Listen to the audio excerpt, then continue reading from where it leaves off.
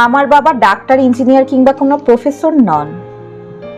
আমার বাবা খুব সাধারণ একজন মানুষ, যিনি আমাদের ভরণ পোষণের জন্য সারাদিন হাজারটা কষ্ট নিয়ে আপন গতিতে কাজ করে যান।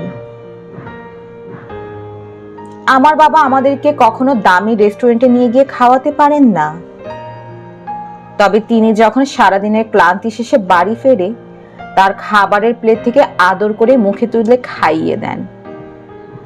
তখন আমরা রেস্টুরেন্টের খাওয়ার আনন্দের চেয়েও বেশি আনন্দিত হই।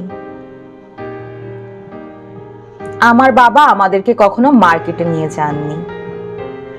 আমার বাবা ফুটপাত থেকে নিজে পছন্দ করে এনে যে কাপড়টা নিয়ে আসে, সেই কাপড়টা পরতেই আমরা সবচেয়ে বেশি স্বাচ্ছন্দ্য বোধ করি। আমার বাবা হয়তো 8-10টা বাবার মতো